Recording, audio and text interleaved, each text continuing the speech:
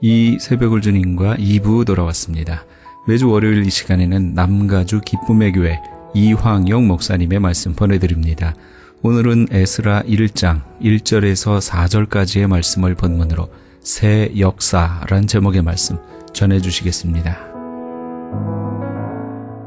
목사님이 혼자 기도하면 외로우실까 그런 걱정 때문에 오셨기도 하겠지만 또 본인의 기도의 제목도 있으셔서 나오셔서 눈물로 기도하시는 분들이 계셔서 참 감사했습니다.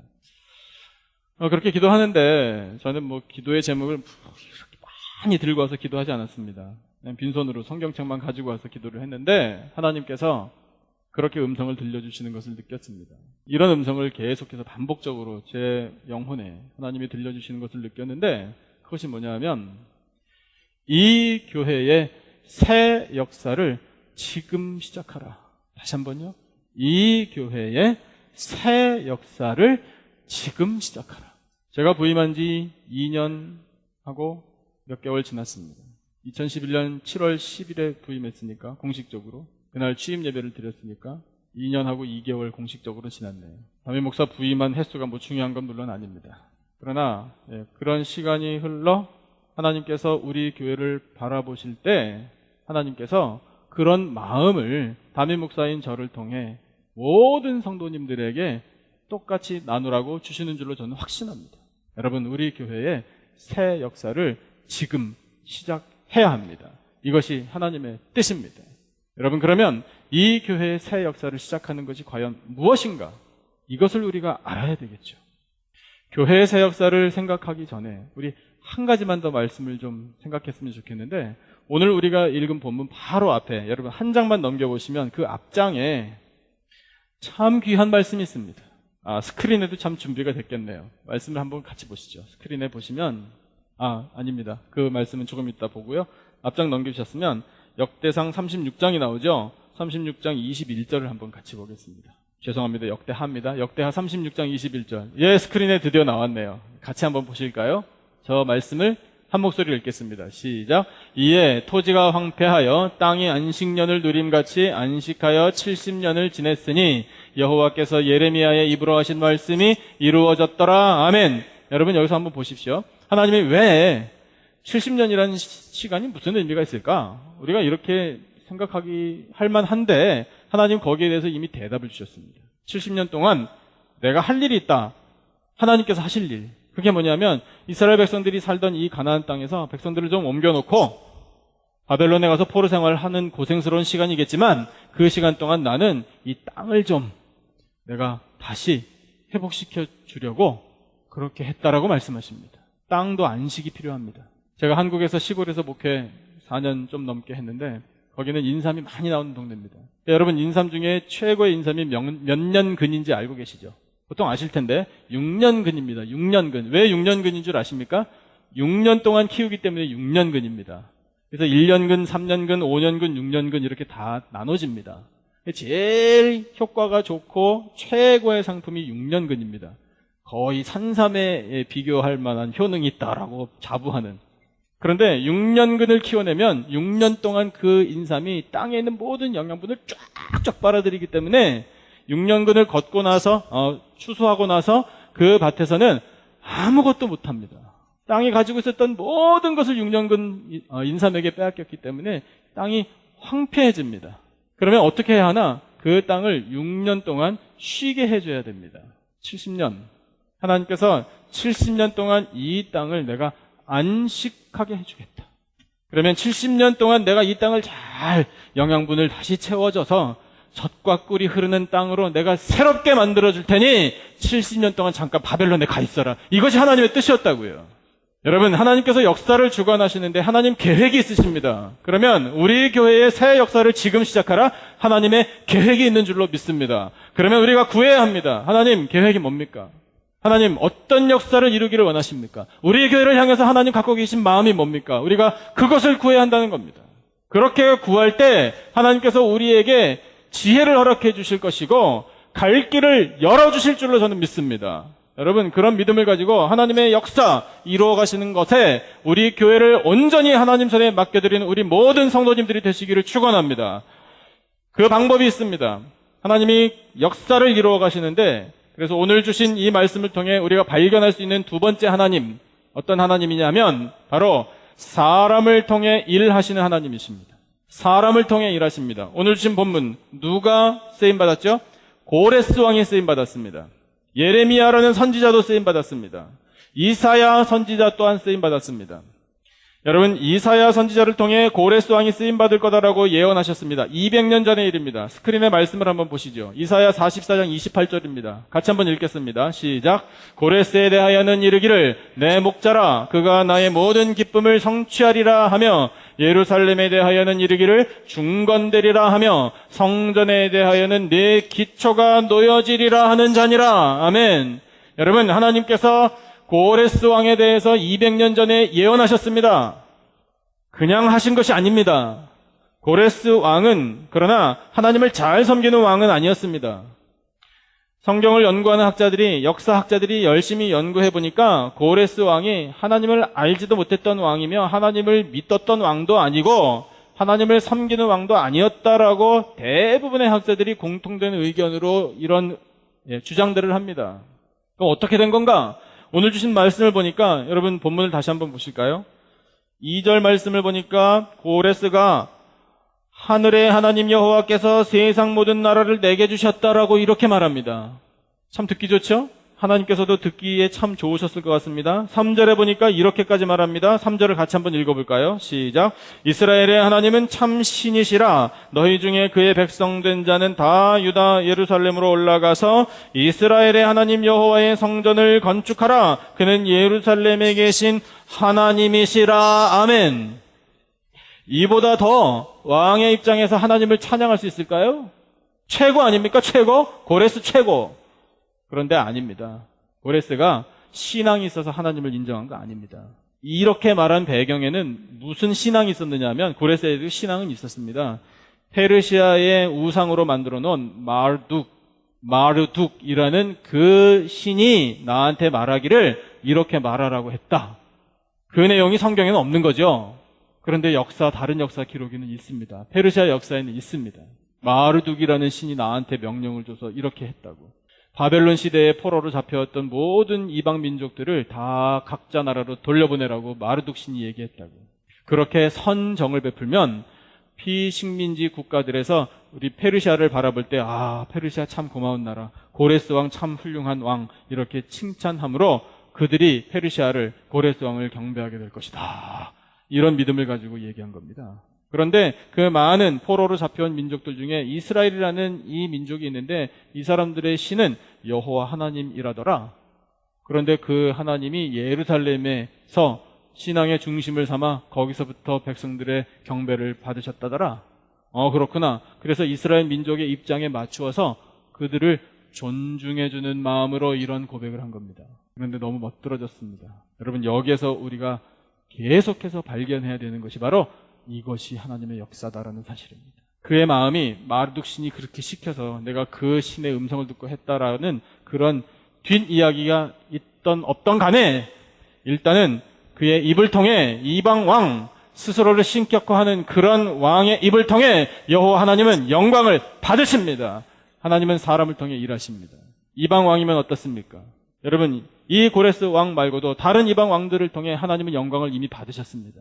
요셉 시대에 바로 왕이 있었습니다. 요셉이 국무총리 노릇할 때 그 위에 오직 한 사람 더 있다면 바로 왕밖에 없었습니다. 그런데 그 바로 왕은 요셉을 존중했습니다. 그리고 요셉의 가족을 불러서 독립된 곳에서 잘 살게 해줬습니다. 그리고 너희들이 섬기는 신 여호와 하나님에 대해서 존중하는 마음을 또 그런 말을 했습니다. 다니엘이 활동한 시대에 다니엘도 포로 아니었습니까? 다니엘의 세 친구를 잡아와서 왕의 사람들을 만들겠다라고 했었던 바벨론 왕, 그 느부갓네살 왕도 하나님께서 사용하셨습니다. 사용하셔서 그의 입을 통해 다니엘의 세 친구의 하나님에 대해서 함부로 말하지 마라. 다니엘 마찬가지입니다. 다리오 왕이 사자굴에 집어넣게 했습니다. 그런데 살아나온 다니엘을 보고 다니엘이 섬기는 그들의 하나님 여호와라는 그분에 대해서 엉뚱한 소리 하지 마라. 내가 가만히 두지 않겠다. 이방 왕이 그렇게 말했습니다, 여러분. 이방 왕들입니다. 스스로를 신이라고 생각했던 사람들입니다. 에스더의 남편 아하수에로 왕 마찬가지입니다. 에스더 당신의 출신 민족이 섬기는 왕 섬기는 신, 그 하나님에 대해서 이러쿵저러쿵 말 못하게 하겠다고. 내 왕비의 민족을 건드리는 사람은 가만두지 않겠다라고요. 당신들이 섬기는 하나님, 그 하나님 때문에 그렇게 말했습니다. 느헤미야도 마찬가지입니다. 아닥사스다 왕이었습니다. 느헤미야, 네가 가서 유다 사람들의 총독 노릇을 해라. 그 나라 신을 섬기라. 여러분, 이방 왕들도 사용하신 하나님입니다. 믿음의 사람들만 사용하시지 않습니다. 그렇다면 사람을 통해 일하신 하나님, 전능하신 하나님께서 얼마든지 혼자서 다 하실 수 있지만 때마다 특별히 중요한 시점마다 하나님께서는 하나님의 사람들을, 때로는 이방 왕들을 들어서 쓰십니다. 그렇다면 우리가 느껴야 할 것이 있습니다. 나도 하나님, 이 부족한 사람도 하나님께서 쓰실랍니까? 우리의 소원이 이렇게 돼야 되는 겁니다. 여러분, 하나님께서는 힘도 없고 지식도 없고 재물도 없고 경험도 없고 능력도 없는 나 같은 사람도 쓰실까요? 쓰십니다. 아멘이십니까? 여러분, 하나님은 나도 쓰십니다. 고백 한번 해보죠. 하나님은 나도 쓰십니다. 이렇게 자신감이 없으세요. 하나님은 그래, 잘 알았구나, 드디어 이렇게 말씀하실 텐데, 여러분, 우리가 절대로 위축돼서는 안 됩니다. 우리 하나님께서 주신 영적인 자부심으로 충만하기를 축원합니다. 뭘 할 수 있습니까? 뭐 할 줄 아는 게 뭐가 있습니까? 뭐 가진 게 있어야지요. 여러분, 핑계대기 시작하면 우리는 아무 일도 못합니다. 그러나 하나님, 다 힘도 빠지고 지금 뭐 할 수 있는 것이 아무것도 없어 보이지만, 그러나 하나님 손에 붙들리면 하나님의 능력으로 덧입혀지고 하나님이 원하시는 사명을 감당할 줄로 믿습니다. 이렇게 우리가 고백한다면 여러분, 하나님께서 우리를 써주십니다. 이 교회의 새 역사를 지금 시작하라? 그러면 하나님, 이 교회의 새 역사를 주관하시는 하나님께 저는 어떻게 쓰임받으면 좋겠습니까? 하나님, 저를 향한 하나님의 계획을 알려주십시오. 제가 감당해야 할 몫을 주십시오. 그것을 감당하기를 원합니다. 여러분, 이렇게 기도해야 이 교회의 새 역사를 하나님께서 마음껏 써가십니다. 그러면 그 역사를 함께 써가는 우리도 역사의 주인공이 되는 겁니다. 믿어지십니까? 우리 하나님 앞에 할렐루야로 감사의 박수를 올려드려야 됩니다. 하나님 감사합니다. 이렇게 부족한 나를 쓰셔서 교회를 통해 하나님의 역사를 이루어가심 앞에 맡겨드립니다. 이런 결단을 가지고요, 우리 자신도 드리고 교회도 드리고 삶의 모든 현장들을 하나님 앞에 드리기만 하면 여러분, 하나님께서 사용해 주십니다. 그렇게 사용하시는 하나님, 사람을 통해 일하시는 하나님, 그 하나님께서 그러면 어떻게 역사를 이루어가시나에 대한 대답도 오늘 본문에 있습니다. 마지막 세 번째, 그 하나님은 사명을 허락하신 하나님입니다. 사명을 주시는데, 우리 말씀을 다 읽었지만 4절 말씀을 같이 한번 읽으실까요? 본문 4절 같이 한 목소리로 시작. 그 남아있는 백성이 어느 곳에 머물러 살든지 그곳 사람들이 마땅히 은과 금과 그 밖의 물건과 짐승으로 도와주고 그 외에도 예루살렘에 세울 하나님의 성전을 위하여 예물을 기쁘게 드릴지니라 하였더라. 아멘. 이 백성에게 주신 사명이 뭔가요? 성전을 건축하라. 도우라. 재물로 도우라. 힘을 모으라. 이스라엘 백성들이 드디어 바벨론 시대부터 시작된 이 포로에서부터 해방이구나. 집으로 돌아간다. 얼마나 기뻤겠습니까? 집으로 돌아가는데 70년 만에, 여러분 70년 세월이 흐르는 동안에 포로 1세대는 다 죽었을 겁니다. 그러면 2세, 3세들입니다. 포로 2세, 3세면 그 나라에서 태어났죠. 그 나라에서 태어난 2세, 3세들은 바벨론이 내 나라인데? 이렇게 생각할 위험이 있습니다. 그런 사람들을 다시 하나님께서 본향으로 돌아가게 하실 때, 그러면 고향으로 돌아가니 좋은데 뭘 할 것인가? 이것에 대한 목표의식을 주셨다는 겁니다. 여러분, 하나님은 빈틈이 없으십니다. 그렇게 사명을 주셔서 이 이스라엘 민족의 새 역사를 쓰게 하시지 않습니까? 그렇다면 우리 교회 다시 한번 생각해 볼까요? 새 역사를 주관하신 하나님께서 우리 한 사람 한 사람을 들어 쓰시는데 우리 각자에게 사명을 허락해 주십니다. 여러분, 우리 각자가 하나님으로부터 무슨 사명을 받았는지 인식하고 계십니까? 인식하시기를 축원합니다. 그 사명을 깨달아야 우리의 믿음도 성장하고 하나님의 역사를 이루어갈 수 있는 것이지, 뭘 하지? 이렇게 되면요, 우리 믿음이 성장하기 참 힘들어집니다. 질문을 드려볼게요. 한번 대답해 보세요. 일부 예배 때는 제가 2번 여쭤봐가지고 시원한 대답을 들었는데 여러분 한 번만에 대답해 주시면 고맙겠습니다. 자주 들으시는 질문인데 여러분 구원의 확신이 있으십니까? 한 번만 더요. 여러분 그럼 지금 죽어도 천국에 갈 것 같습니까? 예. 구원의 확신이 있다라는 말은 하나님 지금 제 생명이 이 땅에서 끝나도 저는 천국 갈 줄로 믿습니다. 천국 직행입니다. 예. 이런 확신을 가지고 살아가는 것이 구원의 확신 아니겠습니까? 예. 그러면 여러분 천국 가야 되잖아요. 됐습니다. 구원의 확신을 가졌고 우리 구원 받을 줄로 아니까 되는데 그러면 이제부터 뭘 하죠? 구원은 받아놨으니 어떻게 살죠? 그냥 다 세상을 하직할까요? 한꺼번에? 천국 다 빨리 가야 되니까? 그럴 수는 없지 않습니까? 하나님이 이 땅에 내 생명을 보내주신 또 다른 어떤 뜻이 있으실 텐데 그 거룩한 뜻, 그 목적 말입니다. 우리 괜히 세상에 온 거 아닙니다. 제가 좋아하는 목사님이 왜 사세요? 라고 여러분에게 여쭤보면 제일 많이 들은 대답이 죽지 못해 삽니다. 그런 대답을 들었다고 참 이거 고쳐야 된다고 말씀하시는 걸 들었는데 죽지 못해 살다니 그럭저럭 삽니다. 참 이것도 답답한 대답이고 여러분 어떻게 하나님께서 뜻이 계셔가지고 세상에 우리를 생명을 보내셨는데 그럭저럭 삽니다. 죽지 못해 삽니다. 이런 망발이 어디 있습니까? 그런 불신앙의 말은 이제는 금해야 됩니다. 네, 제가 사는 목적이 있습니다. 하나님께서 저에게 사명을 주셨으니까요. 하나님의 선한 계획은 저는 압니다. 그 계획대로 저는 살고 있습니다. 이렇게 대답이 나와야 하나님께 영광이 되지 않겠습니까? 여러분, 그래서 그 사명을 우리 각자가 감당하려면 하나님 앞에 끊임없이 여쭤봐야 됩니다. 기도로 하나님, 제 삶을 통해 하나님이 원하시는 바가 뭡니까? 하나님, 저를 왜 세상에 보내셨습니까? 하나님, 목적의식을 주십시오. 하나님, 말씀을 통해서 들려주시고 깨닫게 해주시고 그 하나님의 선하신 뜻을 이루는 인생이 되게 해주십시오. 라고 우리 끊임없이 기도해야 합니다. 그렇게 기도하면 하나님께서 들으시고 응답해 주실 줄로 믿습니다. 교회 생각해 보겠습니다. 제가 부임하면서 하나님 앞에 기도할 때 저 개인의 뜻 아닙니다. 저 개인의 계획도 아닙니다. 저를 통해 하나님께서 우리 교회에 주신 하나님의 비전이 있습니다. 주보에 항상 나옵니다. 2가지 비전. 하나는 뭡니까? 하나님의 은혜를 세상에 강물처럼 흘려보내는 교회가 되거라. 이것이 하나님이 우리 교회를 향해 갖고 계신 하나님의 비전입니다. 또 하나는 뭡니까? 세상을 살려내는 인재들을 길러내라. 이 교회가 길러내라. 이것이 우리 교회를 향한 하나님의 비전이라고요. 그러면 은혜를 세상에 흘려보내려면 어떻게 해야 합니까? 우리 속에 은혜가 철철철철 넘쳐 흘러야 합니다. 은혜 많이 누리고 사시기를 축원합니다. 여러분 옆에 계신 분을 축복하면 좋겠습니다.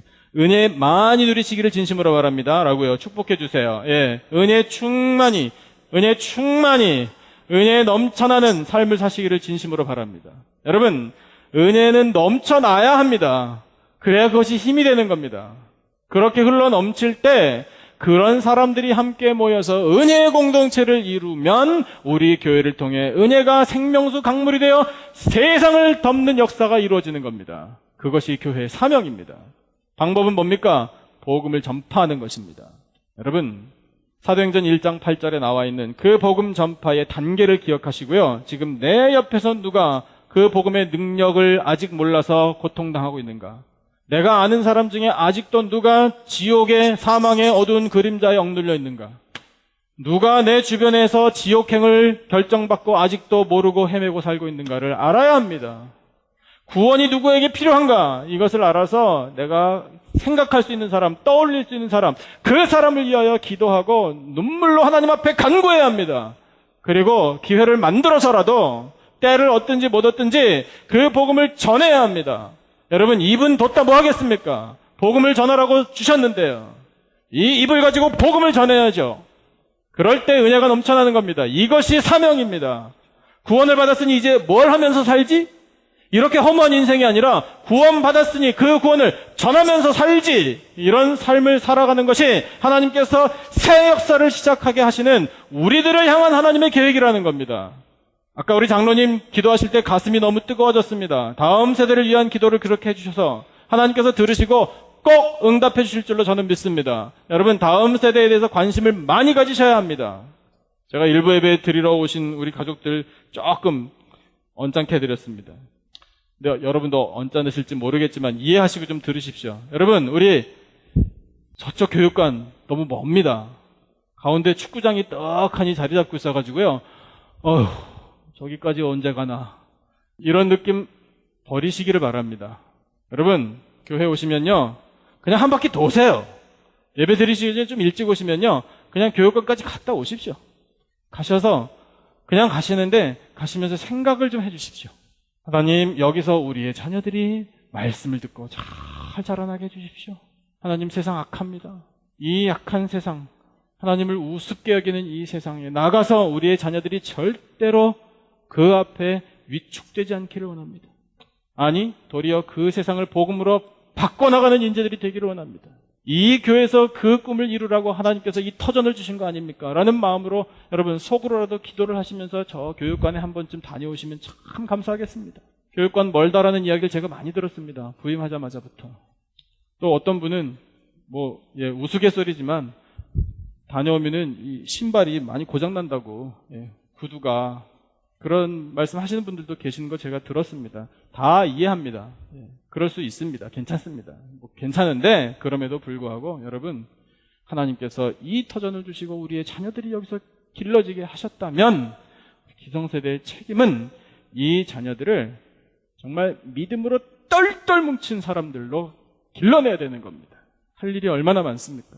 우리의 자녀들. 그래서 모든 사회의 분야에 이 사회가 필요로 하는 사람들을 교회를 통해 길러서 보내야 합니다. 보내서 이 성경적인 가치관대로 나라를 다시 세울 수 있도록 그렇게 하는 것이 새 역사를 쓰는 것입니다. 가슴이 좀 뜨거워지세요?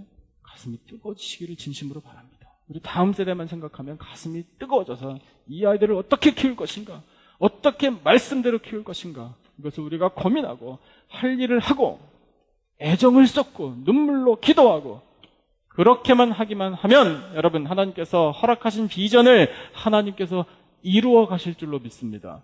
그와 같은 새 역사, 하나님께서 사명을 허락하셔서 사명을 이루게 하시는 하나님께서 새 역사를 이끌어 가실 줄로 믿습니다.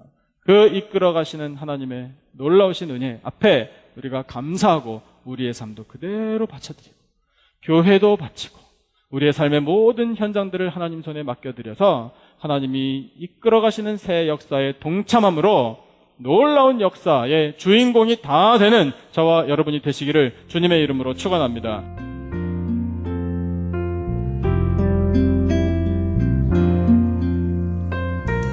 지금까지 남가주 기쁨의 교회 이황영 목사님께서 새 역사란 제목의 말씀 전해주셨습니다. 남가주 기쁨의 교회는 25,500 사우스 벌먼 에브뉴 하버시티에 위치하고 있습니다.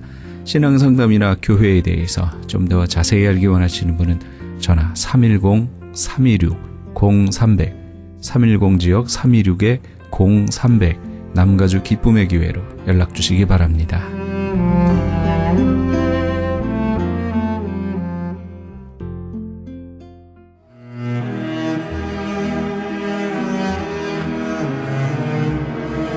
크리스천 헤럴드는 신문과 라디오는 물론 TV, 인터넷을 통해 예수님의 복음을 가장 멀리, 가장 많이 전하는 종합 미디어입니다. 이런 사역을 감당하기 위해서는 우리 애청자 여러분의 후원과 기도가 절실히 필요합니다. 예수님이 우리에게 맡겨주신 이 지상 사역에 함께 동참하시지 않으시겠습니까? 내가 너희에게 분부한 모든 것을 가르쳐 지키게 하라 말씀하신 우리 예수님의 지상 명령에 함께 동참하시기 원하시는 분은 전화 213-353-0777 213지역 353-0777번으로 전화 주시면 자세히 안내해 드리겠습니다.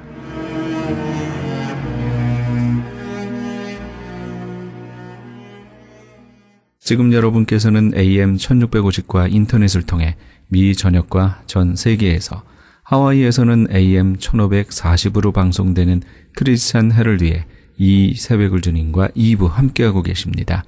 방송 시간과 설교 편성표는 크리스찬 헤럴드 신문 주간 편성표와 홈페이지 cheraldus.com에서 확인하실 수 있습니다. 계속해서 안디옥 장로교회 주일 예배 말씀을 보내드립니다.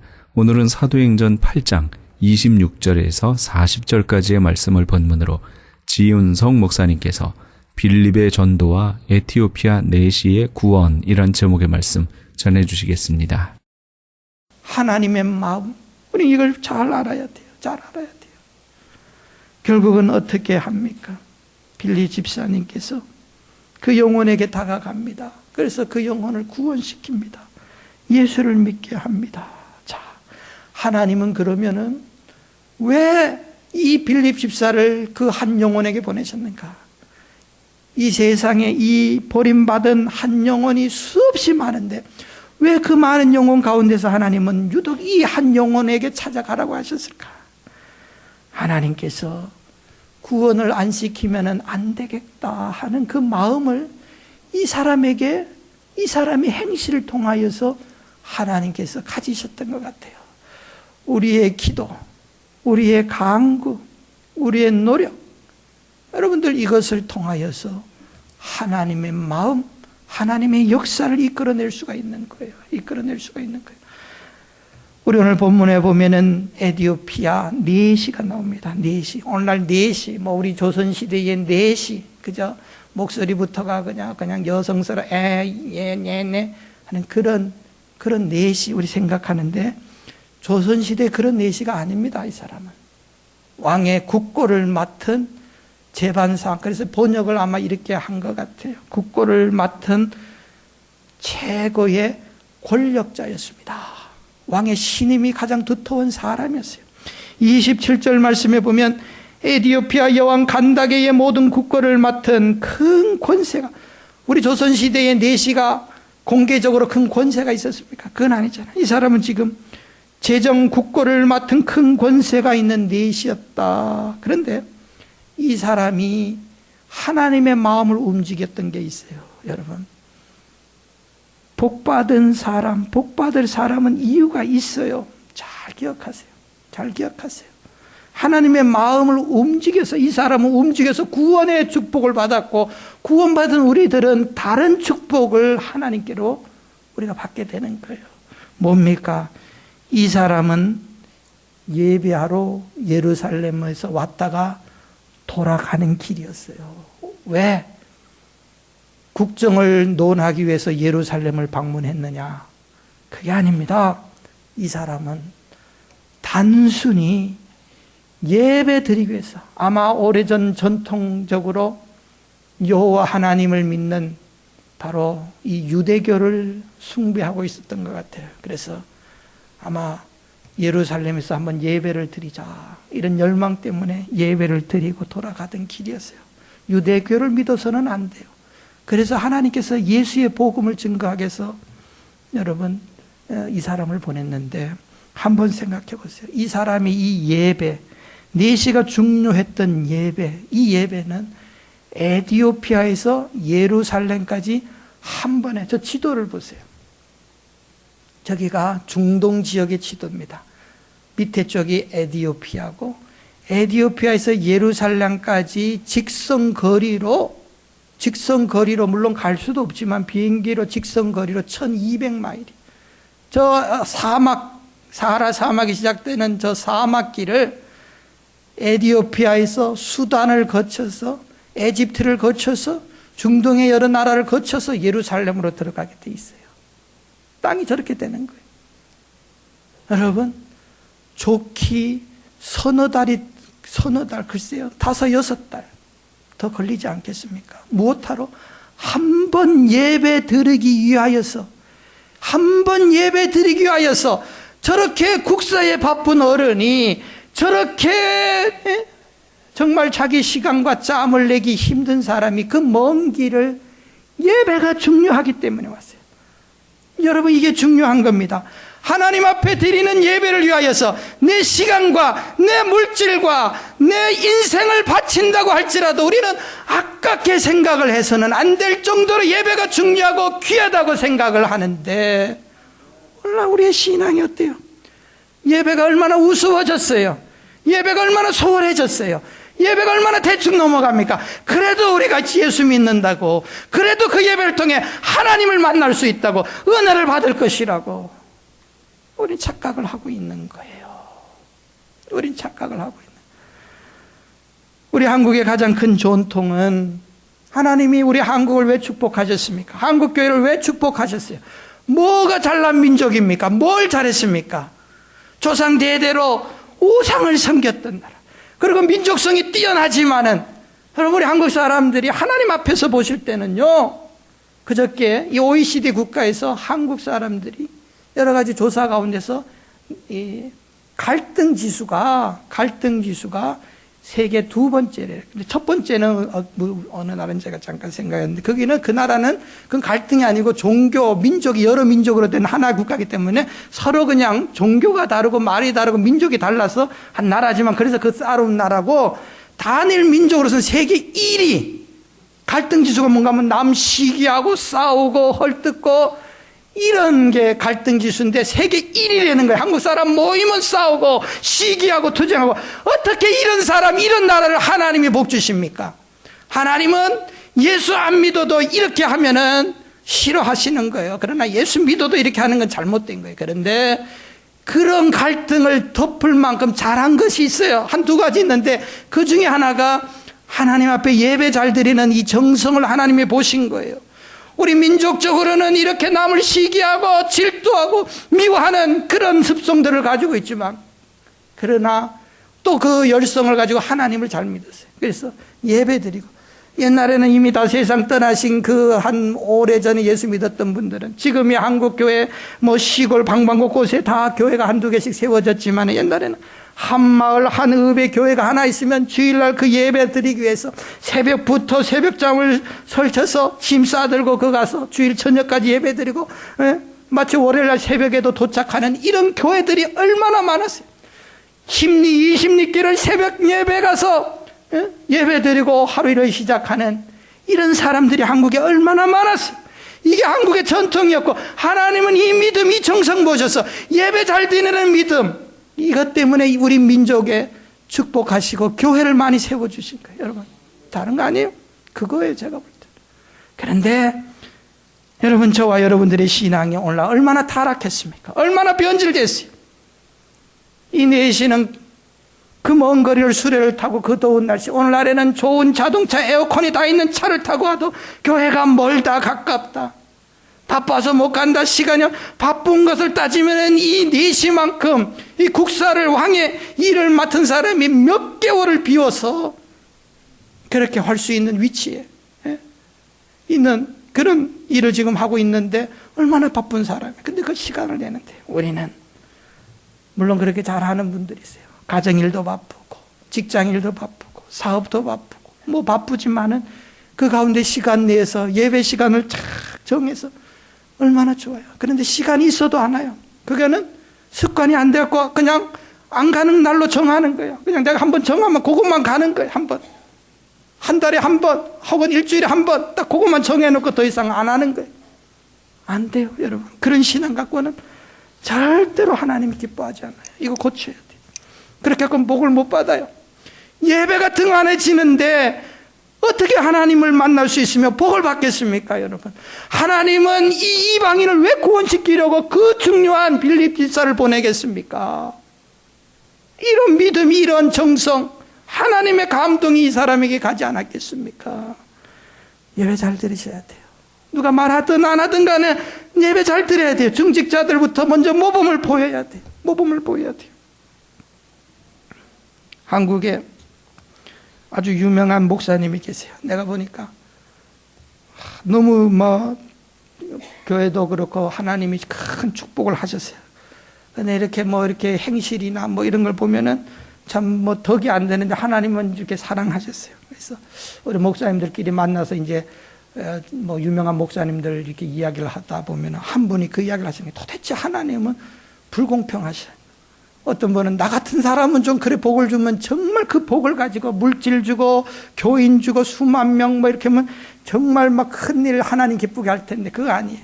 그런데 한 분이 딱 그 이야기 하더라. 그분이 간증하는 걸 들었는데 언제부턴가 지금까지 평생 새벽 기도 객은 그 이야기를 딱 한 번 하니까 입이 다 쑥 들어갔어요.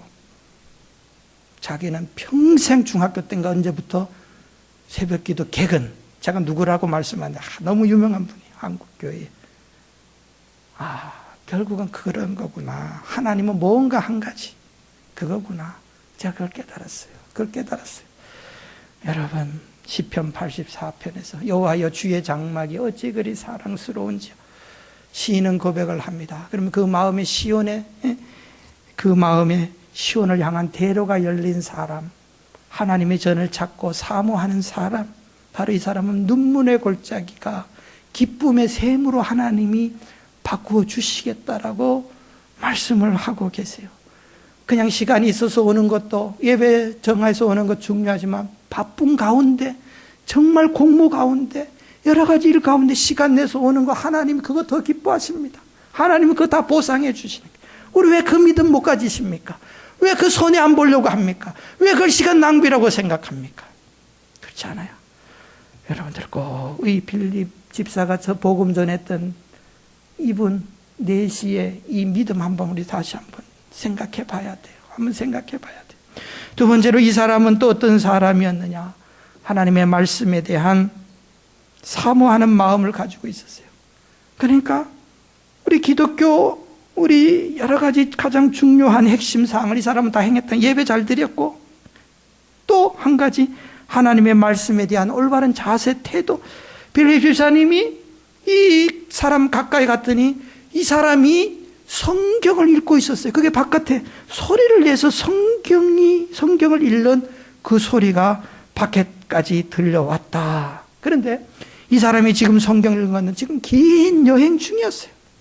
여행 중에 성경을 읽는다고 하는 것이 쉬운 일은 아니에요. 쉬운 일은 아니에요. 저도 한국 가는 비행기를 탈 때에 이제 비행기에서 한 12시간 무료한 시간에 뭘 할까? 제 가방에 성경책도 있고 다른 거 다 있는데 그냥 그 의자 화면에 나오는 그 무슨 영화나 뉴스나 그런 거로 그냥 무료하게 시간을 보내는 거예요. 왜냐?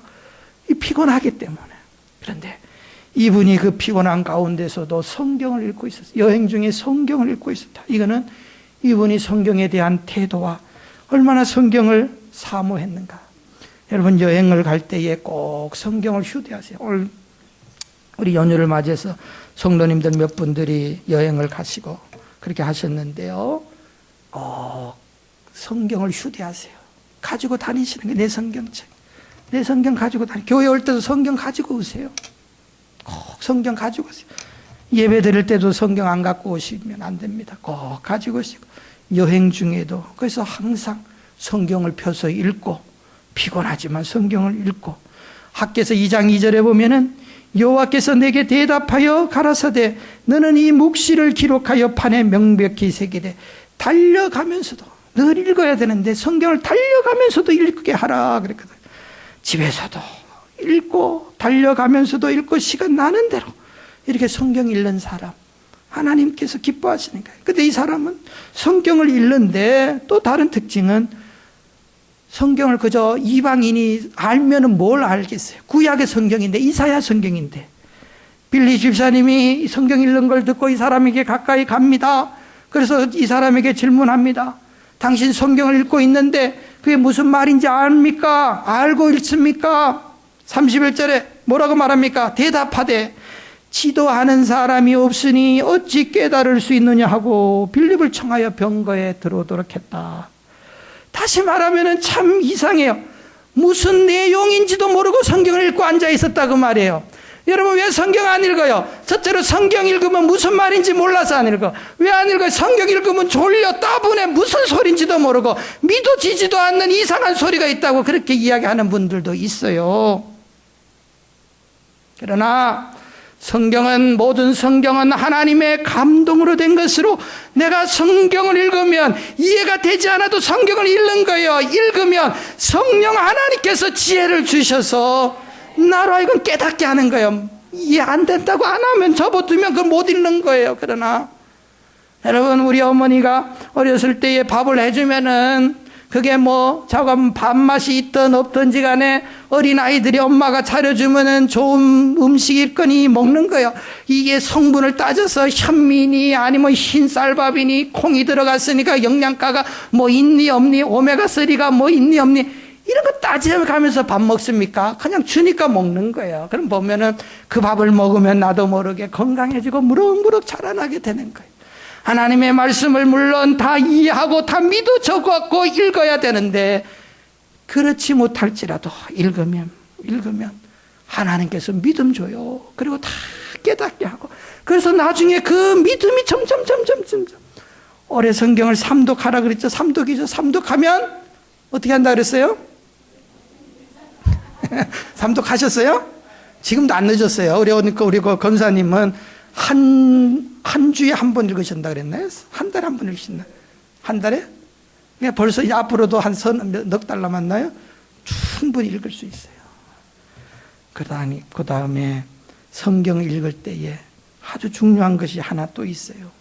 지금 이걸 가르쳐 주고 있어요. 뭔가 하면 이분이 읽어요. 무슨 말인지 몰라요. 그러면서 가르치는 사람이 없는데 어떻게 알겠습니까? 그래서 성경을 좋은 목사님, 성경 교사의 지도를 받아야 돼요. 오늘날 이 시대가 교만해져 가지고, 물론 중세 이후에, 중세 이전에는 성경을 아무나 읽지 못하도록 라틴어 성경 누가 읽어요? 신부들이 자기들만 독점했던 성경. 그러나 이 성경은 다 하나님 말씀 읽게 했어요. 그런데 너무 가볍게 여기는 것도 문제고, 이 성경을 아무나 사사롭게 그냥 자기 생각나는 대로 뭐 큐티한다고 그걸 이해를 하고 갖고 뭐 이렇쿵 저렇쿵, 이거는 신학적인 배경도 없고 말도 안 되는 헛소리고, 그런 걸 너무 많이 봐요. 좋은 선생님, 좋은 목사님의 지도를 잘 받아야 돼요. 그러면 성경 공부하고 읽는 거예요. 내가 모르는 거는 묻기도 하고, 내 혼자 판단해서 생각해서 이렇다라고 주장을 해서는 안 되고. 우리 교회는 새벽에 새벽기도 설교를 통해서 한 3년에서 5년이면은 제가 보니까 제가 2번 넘도록 가르쳤어요. 내가 이렇게 설교 노트를 보니까 성경 전체를 다 한 3년 반이면 성경이 다 돌아갑니다. 이거를 새벽 기도는 30분 예배 드리고 제 설교는 24분 해요, 정확하게. 내 친구 목사님들에게 그 소리 했더니 기절해요. 나는 주일 선교 20분 하는데, 지 목사 그거 그래갖고 어떻게 교인들이 나만 아나? 아니면은 그 지 목사 당신 시간이 그렇게 어떻게 그렇게 준비를 하나? 무조건 저는 새벽 기도 설교, 원고 설교 4장 합니다. 4장. 주일 설교는 6장. 뭐 길기도 하고 짧기도 하고 하지만은 성경 공부 시간이에요. 성경 공부. 물론 기도하는 게 새벽 기도의 주목적이라도 할 수 있지만 다 나와서 배워. 또 우리 교회 주중 성경 공부 지난주에 마쳤잖아요. 우리 이영범 목사님, 예? 박사입니다, 여러분. 신학을 전공한 박사님이에요. 가서 배우면 돼요. 신학교에서는 한 학기 이 한 과목이 3,000불입니다, 여러분. 몇 주 공부하는 게. 그저 와서 배우라는 거예요. 다음에 또 이제 9월 달에 시작될 거예요. 배우는 거예요. 혼자 배우지도 않고 다 아는 흉내 내는 거 안 돼요. 이분은 고관이었지만 가르치는 분이 없어서 내가 깨닫지를 못합니다. 어서 좀 가르쳐 주세요. 참 귀하잖아요. 귀하잖아요. 얼마나 귀합니까? 마지막으로 이분은 결단력이 있었어요. 빌립 집사님이 가서 말씀을 전하고 하니까, 좋은 신앙은 여러분 2가지, 단순해야 돼요. 교만이 머리끝까지 올라가면 하나님이 함께 하잖아요. 단순하고 결단력이 있어야 돼요. 다음으로 미루면 안 돼요. 바로 지금 은혜 받았으면 지금. 근데 이 2가지를 이 4시가 다 가지고 있었어요. 지위로 보면은 에디오피아의 권세 가진 자가 이 무명의 빌립 집사에게 겸손하게, 그 아주 어린아이같이 단순하게 가르침을 받으려고 하고, 그 다음에 36절에 보면은 그가 길 가다가 예수의 복음을 받아들입니다. 세례에 대해서도 배웁니다. 물이 있으니까 내가 세례 받고 가겠습니다. 그러면 36절에 가잖아요. 길 가다가 물이 있는 곳에 이르러 4시가 말하되, 보라 물이 있으니 내가 세례 받은 것이 무슨 거리낌이 있겠느냐? 잘못된 거 없겠죠? 묻습니다. 그때 빌립 집사님이 세례를 베풀어요. 그래서 구원의 기회, 세례의 기회, 이걸 놓치지 않아요. 그래서 하나님, 이분은 자기 나라로, 빌립은 또 다른 곳으로 요구하도록 하기 위해서, 예수 복음전에서 세례 주도록 하기 위해서, 한 영혼 구원시키기 위해서 빌립 집사를 끄집어내신 하나님. 여러분, 한 영혼이 귀해요. 우리 지금 기도하고 계시는 분이 있어요. 실망하지 마세요. 저렇게 보면 새벽에도 기도하시는 우리 성도들 계세요. 그 영혼을 위해서. 그러나 하나님은 기도가 차면 우리 집안에도 다 예수를 믿어요. 시간에 잠깐 갔는데 우리 고모님이 우리 아버님 형제 가운데 여러분이 계시는데 다 예수를 잘 믿으셨는데 우리 고모님이 늦게까지 예수를 안 믿고 골수 불교 신자예요. 보살이에요, 보살. 이렇게 뭐 친척들이 모이면 아주 나는 옷 입는 것부터 아주 머리가 아팠어요. 어렸을 때 그 회색 옷 그냥 뭐 한복 같은 거 그런 거 입고 절간에 사시던 분이에요. 돈도 많았어요. 천안 여기 온양에 사시는데 돈도 많아요. 그 집안이 제일 많았어요. 우리 외삼촌이 고모부가 돈이 많은 집안이었기 때문에.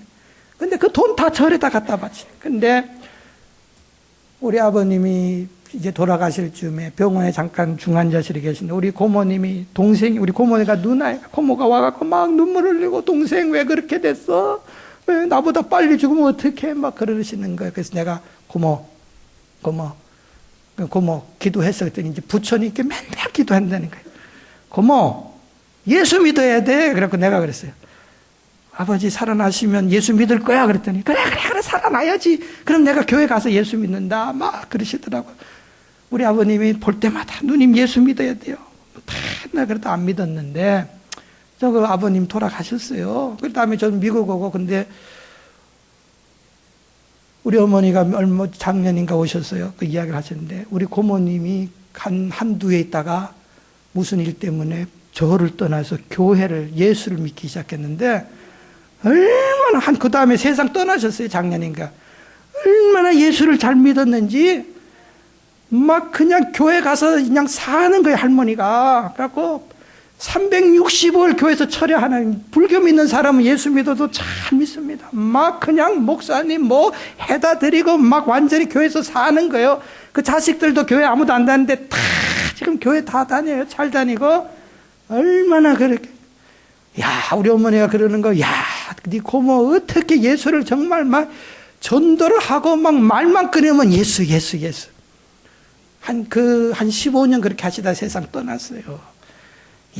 내가 가만히 보니까 저 골수, 저 불교, 저분이 어떻게 예수를 믿었을까? 기도 많이 했죠. 기도 많이 하지 않았겠어요? 결국은 하나님께서 그 영혼 구원해 주시고, 결국은 다 하나님의 백성 만들어 놓으셨어요. 한 영혼, 기도하는 영혼은 하나님께서 버리지 않아요, 여러분. 내 자식, 내 남편, 아내 버리지 않아요, 여러분. 때가 있는 거예요. 하나님 한 영혼을 위해서 사마리아를 포기시키고 빌립을 보내시는데 꼭 우리 하나님의 음성 말씀에 예민하시고 우리 9월 달에는 우리 네 번째 주인가 선교회 우리 원래 했던 노방전도를 하려고 해요. 또 우리 한국에서 전도지를 오다를 했는데 벌써 1년째 지금 안 오고 있어요. 뭔 일인지. 이번 달은 온다고 꼭 약속을 받았어요. 그거 가지고 우리 각 구역별로 한 주에 한 번씩은 이렇게 마켓이 나가서 노방전도를 좀 이렇게 좀 했으면 좋겠어요. 할 계획을 갖고 있어요. 꼭 우리 전도해야 돼. 예수 믿게 해야 돼. 그래서 저와 여러분들 꼭 이렇게 한 영혼 구원시켜 하나님을 크게 영광 돌리고 기쁘게 하는 저와 여러분들 되시기를 간절히 주의 이름으로 축원을 드립니다.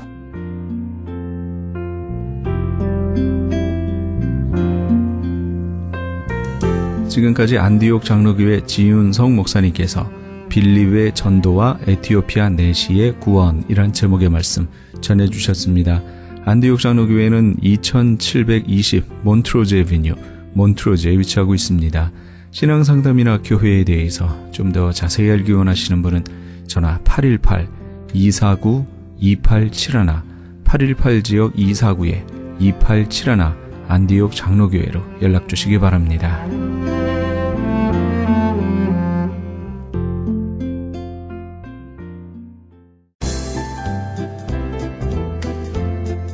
CHB 건강 칼럼. 안녕하세요. 건강 칼럼 56번째 시간입니다. 건강하게 사시려면 소화기관인 소장과 대장 중에서 어느 곳이 더 중요할까요? 라고 묻는다면 저는 소장이라고 답하겠고 그럼 어느 쪽이 더 많은 질병에 시달릴까요? 라고 묻는다면 대장이라고 답하겠습니다. 소화기관을 크게 나누어 보면 위장은 음식물을 몇 시간 저장하면서 숙성시키는 곳이고 약 8m가 되는 소장은 숙성된 음식물이 지나가게 하면서 몸에 필요한 각종 영양분을 빨아들이는 곳이며 약 1.5m가량 되는 대장은 소장을 통과한 음식물의 찌꺼기를 몸 밖으로 버리기 전에 최종적으로 다시 한번 수분과 영양분을 빨아들이는 곳이라고 이해하시면 됩니다. 맹장과 직장과 결장은 대장의 일부분을 나타내는 말이며 큰 창자라고도 합니다. 소화기 질병으로 소장암도 있습니다만 위장암과 대장암인 경우가 90% 이상입니다. 대장암은 대장의 안쪽 표면에서 발생하는데 항문에서 15cm 부분에 생기는 것은 직장암이라고도 하며 소화기 암 중에서 위암 다음으로 두 번째로 흔히 발생합니다. 대장암의 90% 이상은 40세 이후에 발생하며 나이가 10살 많아지면 위험도 2배 증가하며 모든 대장암은 폴립, 즉 안쪽 표면의 혹이 음성이 양성이 되고 양성이 악성으로 변하면서 암으로 변합니다. 폴립은 성인 중 약 20%에서 나타나는 아주 흔한 질환인데 치료를 받아야 하는가에 대한 대답은 폴립을 제거한 40% 환자에게서는 새로운 폴립이 발생한다고 합니다. 대장암의 진단법으로 가장 흔한 증상인 폴립이 터지면서 생기는 항문 출혈과 변비나 설사를 달고 사는가를 우선 살펴보시고 복통 및 체중 감소가 심하다면 위험한 상태입니다. 따라서 40세 이상이 되면 좋은 음식을 먹는 습관으로 바꾸셔야 하는데 즉 섬유질이 많고 지방이 적은 식사 방법과 반드시 변비만은 없애야 하는데 변비가 있다는 것은 소장과 대장이 잘 움직이지 않고 있다는 것입니다. 움직이지 않으므로 계속해서 음식물에 찌꺼기가 쌓이고 썩고 해서 폴립이 생기고 그것이 악성으로 변하여 암이 된다는 것인데 자, 그럼 어떻게 하는 것이 대장암을 예방하고 변비를 해결할 수 있는지를 말씀드리겠습니다. 평소 장 운동이 원활하지 못하고 변비가 심한 사람은 장기 내에 배설물이 머무르는 시간이 길어지므로 발암 물질이 체내에 흡수될 기회가 많아져서 대장암이 발생할 가능성이 높아집니다. 변비가 생기지 않으면 폴립도 생기지 않는데 폴립은 나쁜 물질을 감싸서 더 이상 번지지 못하게 하는 일종의 자체 방어 시스템입니다. 변비를 해결하지 못하면 계속해서 음식물에 썩은 찌꺼기가 머물게 되므로 틀림없이 대장암에 걸리게 됩니다. 대장암과 직장암 말기의 환자가 기적처럼 완쾌된 간증에는 대변이 폭발하는 것처럼 한꺼번에 많이 나왔다고 합니다. 바로 기적의 영양제 M3를 먹고 일주일 만에 기적이 2명에게 일어났습니다. 무슨 병에 걸렸든지 큰 효과를 줄 수 있는 신비한 기적의 영양제 M3, 유태인 특수 영양제 M3, 무료 건강 상담과 기적의 영양제 M3에 관한 문의는 213-435-9600번, 213-435-9600입니다. 감사합니다.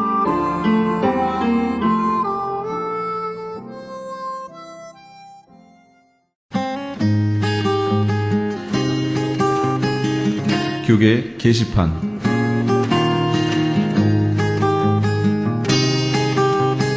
미주 기독교 2단 상담 본부에서는 2013년도 미주 2단 상담원 훈련 세미나를 개최합니다. 한국의 2단 상담소 협회 대표회장 진용식 목사를 초청하여 열리게 되는 이번 2단 상담원 훈련 세미나는 미주로 몰려오고 있는 신천지에 관한 상담 훈련이 구체적으로 있을 예정입니다. 일시는 9월 24일 화요일부터 26일 목요일까지 매일 오전 9시에서 오후 6시까지 진행됩니다.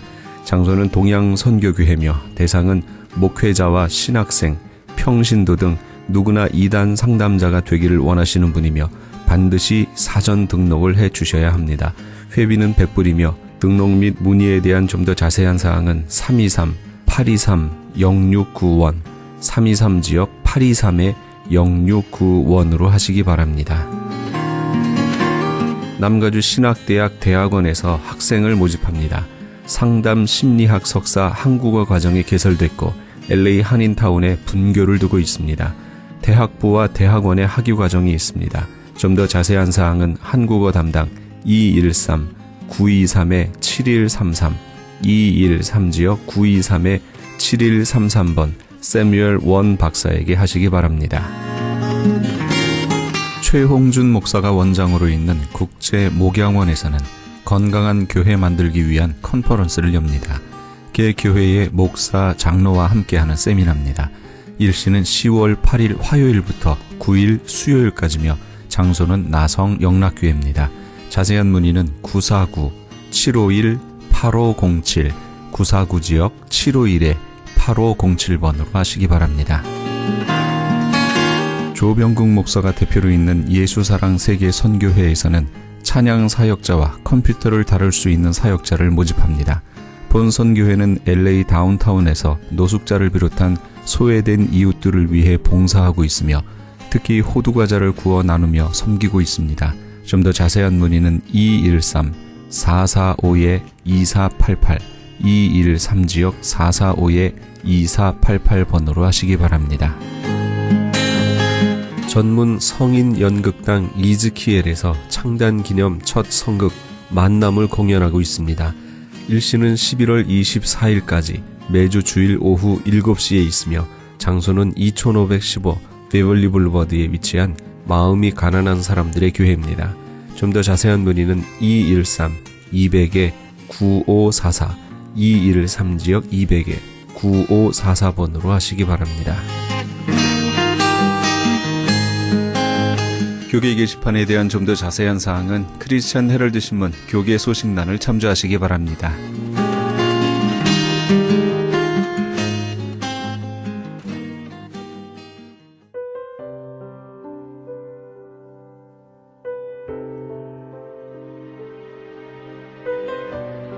우리 가정에서 중심되는 인물은 누구인가?